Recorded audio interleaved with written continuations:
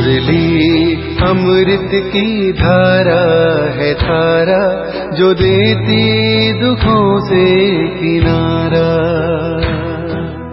मुरली अमृत की धारा है धारा, जो देती दुखों से किनारा। भूले जीवन में हो जाए शिव बाबा मुरली में समझाए। भूले जीवन में हो जाए शिव बाबा मुरली में समझाए। ओम शांति। आज की तारीख है 10/12/2022 की साकार मुरली।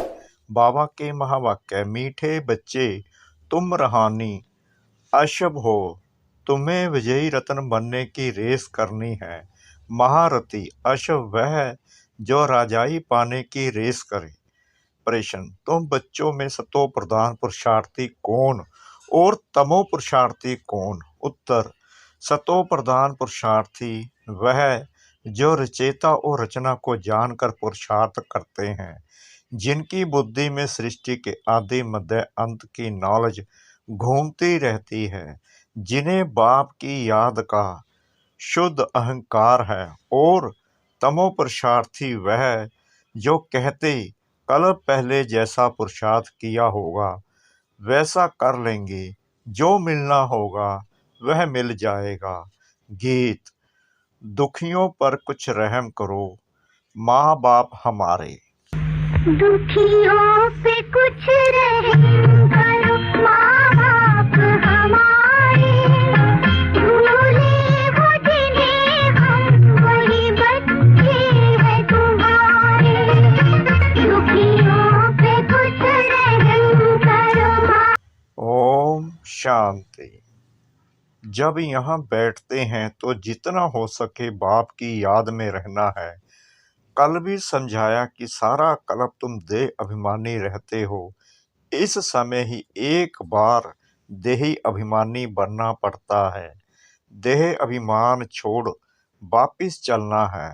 यह कपड़े अथवा तन बहुत पुराने हो गए हैं। यह देह का अशुद्ध अहंकार छोड़ना है। बाप को याद करना है। बाप को याद तो करते हैं, परंतु पता नहीं कि हमारा बाप कौन है। कह देते हैं बाप सर्वव्यापी है, फिर तो पुकार भी न सके। गाते तो है ना कि ओ गॉड फादर।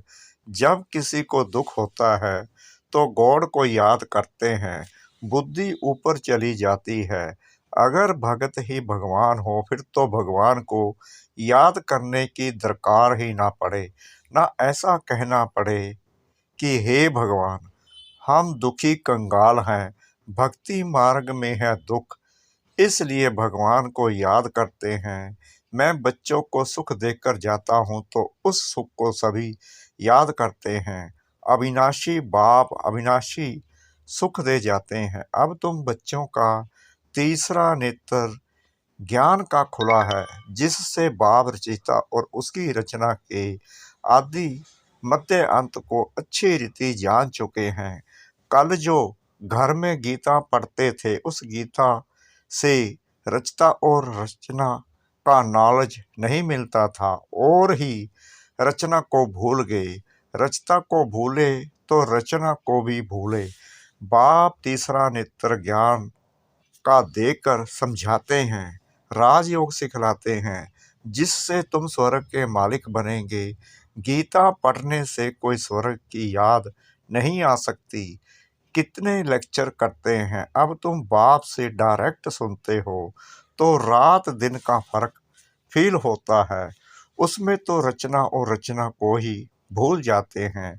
अभी बाबा ने रचता और रचना का राज बैठ समझाया है, और बरोबर पुरुषार्थ भी करते हैं वर्षा लेने का। फिर किसका पुरुषार्थ सतो प्रधान है, किसका रजो, किसका तमो होता है।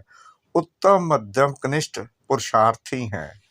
बच्चे जानते हैं कि हमारे पुरुषार्थ से इतनी ऊंच प्रारब्ध बनेगी, तो क्यों नहीं ऐसा पुरुषार्थ करना चाहिए। खुद भी समझते हैं कि अभी हम अच्छा पुरुषार्थ करेंगे तो कल्प कल्प ऐसा ही हमारा पुरुषार्थ होगा। अगर नहीं करते तो समझ में आता है कल्प पहले भी उसने पुरुषार्थ नहीं किया है तो पदभ्रष्ट हो जाएगा। अशव दौड़ाते हैं ना, रेस में घोड़े दौड़ होती है। कहते हैं कि फलाने ने बिन किया, यहाँ भी नंबर वार है। कोई तो ऐसे भी हैं जो कहते हैं हम जास्ती कुछ समझने नहीं चाहते, ना समझ सकते हैं, ना किसी को समझाएंगे। उन्हों के लिए फिर सहज युक्ति है तो सिर्फ बाप को याद करना है। याद करना सीखेंगे कि वह भी नहीं, बेहद का बाप जिसको तुम भक्ति मार्ग में याद करते हो, वह बाप अब सम्मुख ब्रह्मा के तन से कहते हैं मुझे याद करो। बाबा ने रचना का राज भी समझाया है। शिव बाबा तो सभी आत्माओं का बाप है। कोई भी आत्मा को प्रजापिता नहीं कहेंगे। आत्माएं तो अनादि हैं, प्रजापिता ब्रह्मा रचता है। मुख्य वंशावली, हम आत्माएं तो हैं शिव बाबा की संतान। कहते हैं कि तुम मेरे तो हो ही, जितने हो उतने ही हो। कम जास्ती आत्माएं कभी भी हो नहीं सकती। उन्हों का ही बेहद ड्रामा में पाठ है। यह अनादि बना बनाया खेल है। बाप कहते हैं मैं आता हूँ जरूर एक सत धर्म स्थापन करने और अनेक धर्मों का विनाश कराने। जो सत धर्म प्राय लोप हो गया है वह अभी स्थापन हो रहा है। सत धर्म अर्थात सत्युग का आदि सनातन देवी देवता धर्म जो सत्य परमात्मा ने आकर स्थापन किया है। जैसे क्रिश्चियन धर्म क्राइस्ट ने स्थापन किया, वैसे आदि सनातन सत्य धर्म सत्य बाप ने स्थापन किया है। सचखंड स्थापन करने वाला सच्चा बाबा है। तुम ब्राह्मण बच्चे ही जानते हो कि बरोबर बाप आया हुआ है। बाबा समझाते हैं कि अब ड्रामा पूरा होता है तो अब पुराना कपड़ा छोड़ना है। नाटक में भी एक्टर्स का पार्ट मुकर्रर हो जाता है। अपने टाइम पर कपड़े बदल कर चले जाते हैं, है ना। बाप कहते हैं कि अब तुम्हारी आत्मा अपवित्र हो गई है। आत्मा संपूर्ण पवित्र हो जाए तो फिर उनको शरीर भी पवित्र चाहिए। इस शरीर में रहते आत्मा को पवित्र बनाना है, नहीं तो आत्मा को हम पवित्र कहाँ बनाएंगे। पवित्र यहाँ ही करना है। अब 5 तत्व भी तमो प्रधान है। आत्मा जब पवित्र बन कर्मातीत अवस्था में आ जाएगी तो फिर पुराना हिसाब किताब चुकतू हो जाएगा। यह बात बच्चों की है, बच्चे ही सुनते हैं तो ब्राह्मण जरूर चाहिए। तुम जानते हो कि स्वर्ग की स्थापना कैसे हो, तो ब्रह्मा जरूर चाहिए। यह है ब्राह्मणों का कुल। कहते हैं कि मैं ब्रह्मा के तन का आधार लेता हूँ इन ब्राह्मणों को रचने के लिए। यह बातें तो तुम ब्राह्मण और ब्राह्मणियों ही जानते हो। यह है संगम युग की रचना। कितने गुहा राज है। शुरू में बाबा इतने गुहा राज समझाते थे क्या। कहा जाता है ना, सागर को स्याही बनाओ, जंगल को कलम बनाओ, पृथ्वी को कागज बनाओ, तो भी यह ज्ञान पूरा नहीं होगा। तुम बच्चे सुनते ही रहते हो। यह गुहा बातें भी धारण उन्हों को होगी जिन्हों का पढ़ाई में अटेंशन है। बाप से वर्षा लेने के लिए कमर कसकर खड़े हैं। थोड़ा भी अगर संशय हो गया तो उड़ जाएगा। फिर अचानक इसको तीर लग जाएगा तो एकदम निश्चय बुद्धि हो जाएगा। नए नए टोटके बाबा सुनाते हैं। कल भी बाबा ने बहुत अच्छी रीति समझाया था। बाप कहते हैं कि मैं परम आत्मा परम धाम में रहने वाला हूँ, जिसको सुप्रीम सोल कहते हैं। यहाँ की आत्मा को कोई सुप्रीम कह ना सके। सुप्रीम सोल एक ही है, उनकी ही सब बंदगी करते हैं। परम धाम में रहने वाला परमात्मा वह फिर सर्वव्यापी हो ना सके। यहाँ तो दुख है, जन्म मरण है। परमात्मा तो जन्म मरण रहित है। जो महारथी हैं जिनका पूरा पुरुषार्थ चल रहा है वर्षा लेने का, वह रेस में देखो कैसे दौड़ते हैं। कोई घोड़े ना उम्मीद भी होते हैं, परंतु लास्ट में ऐसे तेज दौड़ाते हैं जो सबसे आगे चले जाते हैं। यहाँ भी ऐसे है, कोई तो चलते चलते ढीले हो जाते हैं, गिर पड़ते हैं, कोई को चोट लग जाती है तो लंगड़े हो पड़ते हैं। यहाँ भी बहुत अच्छे अच्छे नए बच्चे हैं जो पुरानों से बहुत तेज दौड़ रहे हैं। कईयों को पुरुषार्थ करने में ग्रहचारी बैठ जाती है, कोई पर कभी बृहस्पति की दशा बैठती है, कभी चक्कर की, कभी शनिचर की, राहु की दशा भी बैठ जाती है, तो कभी फायदा कभी नुकसान होता रहता है। बाबा खुद जानते हैं कि इस बच्चे पर ग्रहचारी है, इस कारण से ग्रहण लगा हुआ है। बाप कहते हैं इससे पार होकर तिबर बैगी बन जाओ। जब राहु का ग्रहण लगता है तो 2-3 वर्ष पवित्र रह फिर कर्मेंद्रियों से विकार में चले जाते हैं। बाप कहते हैं काम महाशत्रु है, इन पर विजय पानी है। अच्छे अच्छे बच्चों पर भी ग्रहचारी लग जाती है, शादी कर लेते हैं, प्रण भी पहले करते हैं तो हम पवित्र रहेंगे, परंतु गिर पड़ते हैं, कभी श्रीमत पर चलते कभी फिर उल्टी मत पर चल पड़ते हैं। बाबा बच्चों को अच्छी रीति जानते हैं। बाबा को कहते हैं कि बाबा हमारी अब रेस चल रही है। बाप कहते हैं कि खबरदार रहना, क्योंकि रेस हॉर्स यानी घोड़ों की दौड़ है ना। देखो बच्चे, भविष्य 21 जन्मों का सुख मिलता है, यह कोई कम बात है। भूल करने से फिर भविष्य सभी जन्मों पर ग्रहचारी अथवा गोभी यानी घाटा लग जाता है। इसलिए बाबा कहते हैं कि श्रीमत पर पूरा पुरुषार्थ करो।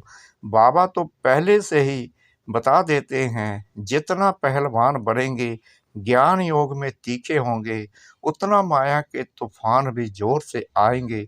खबरदार रहना, कर्मेंद्रियों द्वारा विक्रम कर पाप आत्मा नहीं बनना है। तुम हो ईश्वरीय औलाद तो बहुत रॉयल बनना है। लक्ष्मी नारायण देखो कितने रॉयल हैं, यह संस्कार अभी भरने हैं, क्योंकि इस समय तुम ईश्वरीय औलाद कहलाते हो।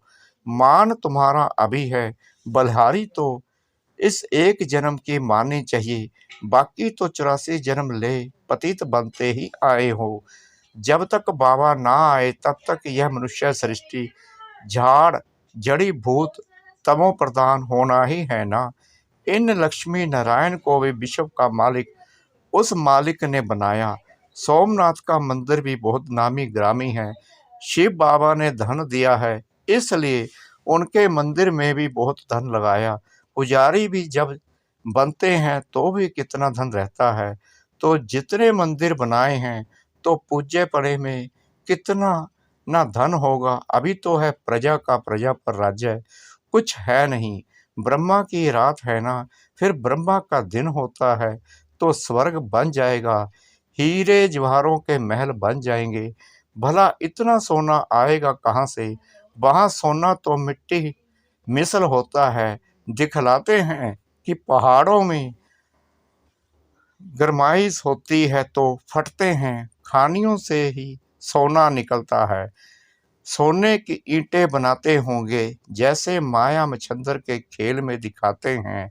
तो उसने सूक्ष्म वतन में सोने की ईंट देखी, समझा ले जाएंगे, आंख खोली तो कुछ नहीं देखा। यहाँ भी बच्चे दिव्य दृष्टि में सोने के महल देखकर आते हैं। बच्चों ने गीत तो सुना, दुखियों पर कुछ रहम करो, बाप का नाम ही है ब्लिसफुल। ऐसे नहीं कि वह सभी में विराजमान है, माया ने बुद्धि को बिल्कुल ही ताला लगा दिया है। बाप कहते हैं कि मेरे सवारे यह ताला कोई खोल नहीं सकता। नंबरवार ताला उन्हों का खुलता जिनका कल्प पहले खुला है। उन्हों के पुरुषार्थ से समझ सकते हैं कि यह अच्छी सर्विस करते हैं। परम पिता परमात्मा ने जरूर कोई शरीर धारण किया होगा। उनकी पहली रचना है ब्रह्मा। ब्रह्मा के मुख द्वारा ब्राह्मण रचे। ब्राह्मण है चोटी, जगत अम्बा ब्राह्मणी है। ब्रह्मा ब्राह्मण है, शक्ति सेना ब्राह्मण ब्राह्मणी है। बाप कहते हैं मैं ही नॉलेजफुल हूँ, मेरा भी ड्रामा में पार्ट है। मैं ही आकर तुमको रचता और रचना का राज समझाता हूँ। यहाँ तो बाप, टीचर, सतगुरु एक ही है, तीनों ही कर्म इकट्ठे करते हैं। सतगुरु साथ भी ले जाएंगे, यह गारंटी है। बाप सभी को सुख शांति देता है। बाप के तो सभी बच्चे हैं, ऐसे थोड़ी हैं कि कोई को दे कोई को ना दे। बाप तो सभी को माया की जंजीरों से छुड़ाने वाला है, इसलिए सब उनको याद करते हैं, स्वर्ग की स्थापना करते हैं, बाकी सबको मुक्ति में भेज देते हैं। यह तो बाप का ही काम है।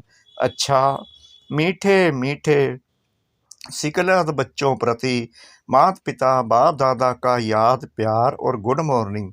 रूहानी बाप की रूहानी बच्चों को नमस्ते। हम रूहानी बच्चों की रूहानी बाप दादा को श्रद्धा भरी प्रेम भरी नमस्ते। शुक्रिया बाबा, शुक्रिया बाबा, शुक्रिया बाबा, इस मीठी मीठी मीठी मुरली के लिए। धारणा के लिए मुख्य सार। नंबर 1, कोई भी विकर्म इन कर्मेंद्रियों द्वारा नहीं करना है। संस्कारों को रॉयल बनाना है। माया के तूफानों से डरना नहीं है। ज्ञान योग में तीखा बनना है। नंबर 2, श्रीमत पर कोई भी ग्रहचारी को पार कर तीव्र वेगी बनना है। उल्टी मत पर नहीं चलना है। खबरदार रह, याद की रेस करनी है। वरदान, हर कर्म योग युक्त युक्ति युक्त करने वाले कर्म योगी सो निरंतर योगी भव। कर्म योगी आत्मा का हर कर्म योग युक्त युक्ति युक्त होगा। अगर साधारण या व्यर्थ कर्म हो जाता है तो भी निरंतर योगी नहीं कहेंगे। निरंतर योग अर्थात याद का आधार है प्यार। जो प्यारा लगता है वह सबसे याद रहता है। प्यार वाली चीज अपनी ओर आकर्षित करती है। तो हर सेकंड, हर संकल्प, हर बोल सदा श्रेष्ठ हो और एक बाप से दिल का प्यार हो, तब कहेंगे कर्म योगी सो निरंतर योगी। स्लोगन, मेहनत से छूटना है तो मोहब्बत के झूले में झूलते रहो। मेहनत से छूटना है तो मोहब्बत के झूले में झूलते रहो। ओम शांति।